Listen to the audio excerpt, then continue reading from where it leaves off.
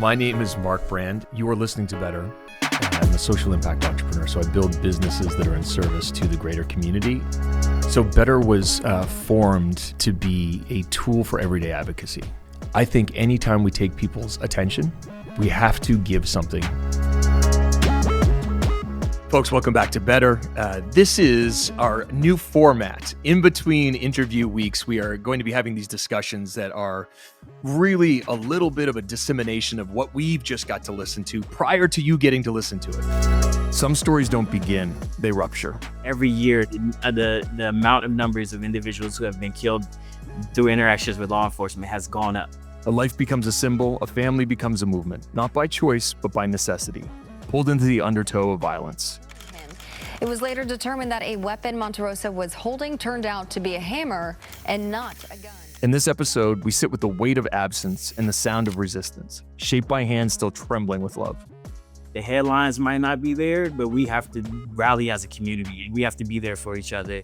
This is not a story about a single moment. It's a story of what persists, of grief that organizes, a memory that refuses to fade, of voices that rise in love, in artistry, in care, in the stubborn belief that another world is still possible after death. Here we are, back at it again, recovering from that absolutely amazing interview. I honestly have to check in with my body afterwards to be present again, because it's so heady and it's so hard. There's so much emotion going on. I'm like, okay, feel into your fingers and toes. Everything's fine. You're here. You're still on planet Earth. All right. Wow, that was powerful. It was a very powerful and heavy topic, but I think it was very necessary to talk about. And I'm really glad that you brought them on. Yeah. And so, as always with this show, I think it's so critically important that we are talking about things that are just real. There's no gray area here, right? This person was killed. This is the system that's involved. And then most importantly, this is what we're doing about it. Yeah. The way that we move after that, with love, with joy, with opportunity, with possibility, with advocacy, those are the things that can come out of loss, which is learning and, more importantly, prevention. And so Michelle shared with us, there hasn't been a single person killed by that police department since their advocacy. I mean, that's so powerful, right? Right. And that shows real change. I am so curious to know, though, how did you first meet BJ? Where did you guys meet? Yeah. I mean, BJ is a force of nature. And so I met BJ for the very first time in the mountains of Montana. Incredible, right? In Big Sky, yeah. Montana, where I was cooking and facilitating a network that I'm deeply involved with called Hatch. And a band he was managing called Soul Development were invited to come up. And Soul Development are from Oakland. There's the lead MC, who we will have on at some point, who's a dear brother of mine, teaches at Tupac's mom's school. So it's all very intertwined in how this all moves together. And so BJ and I met, and they were in a space that is a very, very white state, a very predominantly white attended space. And they were actually somebody who sent a note, who's a mutual friend of ours, being like, my brothers are going to be there. Make sure to connect with Mark. And so day one, they pull up in a Jeep and they're in the snow and we're doing this thing, and we connected instantly. But more importantly, BJ and I made a pact at that moment. You and I are going to do things together. And so we started doing stuff together and have never, ever looked back. So BJ clearly had a very big impact on you. So what made you want to bring him onto your show? Yeah. I mean, so, there's this thing that happens with me in figuring out guests, because you can imagine my list is in the hundreds. As your producer, yeah, it's long. It's long, right? But also, how do you distill what's important? And so you have to think about, and I specifically think about, not just what's topical, but what's important in this moment. And there's no finger pointing in this. It's more of the system is not working. How do we approach the system? And so my thinking around bringing BJ on is he's part of such a powerful art project, but he himself has been directly involved with gun violence and what's happened there. Him and I have worked on that together. And so as him and I are discussing how we center this project, we bring it onto the show. This has been 2 years in the making, by the way. Oh, wow. The timing had to be right. And also, who do we bring along with us as the third voice, or the third and fourth voice? And when he brought Michelle forward, I was like, this is it. Because this is a story about somebody who has lost a family member, absolutely senselessly. This is not a maybe. This wasn't, a crime was being committed and then a police officer felt like they were no, this was an unnecessary killing or an execution. And so in that, we have this person who's come out the other side, is changing legislation, is moving in education, is in mentorship, is creating community involvement. And as soon as BJ mentioned her, I knew, yes, both of you right now, this is the time.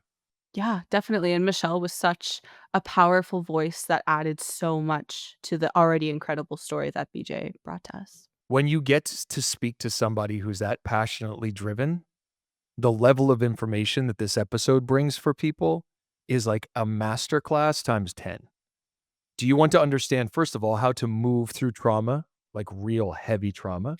Do you Yeah, want to understand how to harness that trauma and then take it into real, true advocacy? And not finger pointing, but not just Instagram tile reposting, but like, how do you move to the streets? Michelle and her sister got arrested in front of the yeah, governor's house. They were like incarcerated. And now Michelle's sister sits on one of the most powerful philanthropy boards in the US as the youngest member ever. Like, this amazing. it's not either or, and I think we're so in fear of acting that our lives might forever, be tarnished by this, but it's quite the opposite in this moment. Your activism actually creates your resume. I think about Halifax specifically, and I was there that day of the riot for homelessness. I was in front of the old library. I was with the people there and Really? witnessing all of that happen. Oh, yeah, and witnessing it all Gosh. happen and being part of it all happening, I realized that my place had to be back in Halifax specifically, right? So I had to come back home or come to the city because I had always thought we were above and beyond that. And so I share that because I think grounding in activism and why it matters to you has to be the motivation for why you do something. And in that, of course, found my incredible partners from the city of Halifax through to, of course, our great partners here, the East Coast Credit Union, who are willing to then back my dream.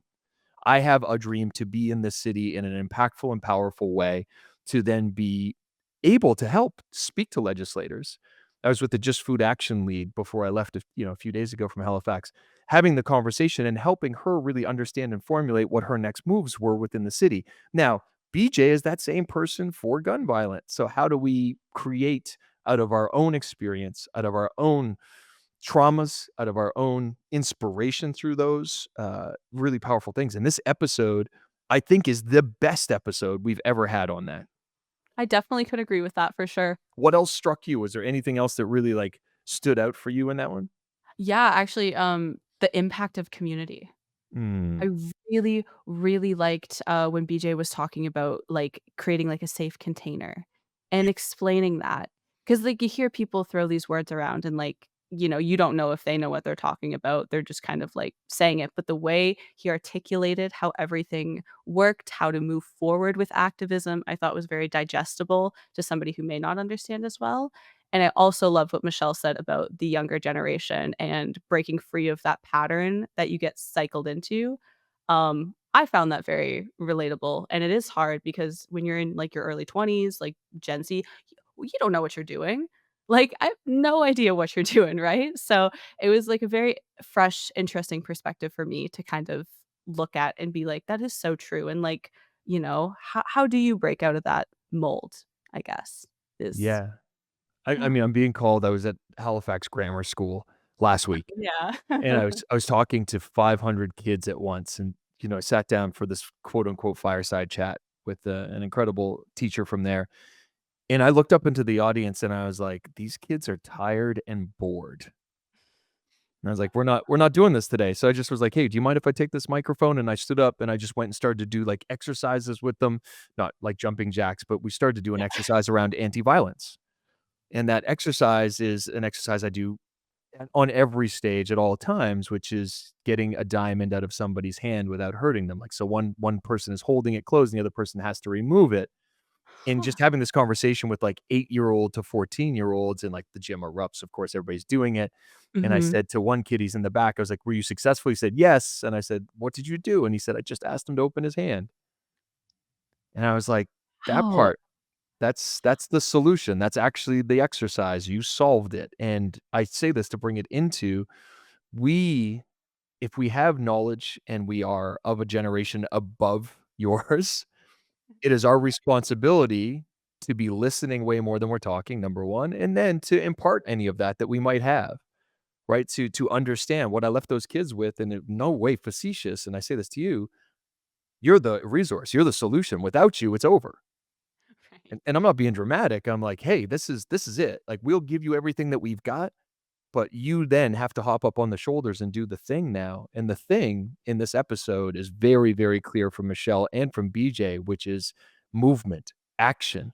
Like, I don't think that this one phone booth and this one installation thought that it would touch so many people. And now it's going to expansively touch so many people. The simplest, most beautiful ideas often the ones that permeate the deepest. So never doubt your own skill set, your own advocacy, and your own talent.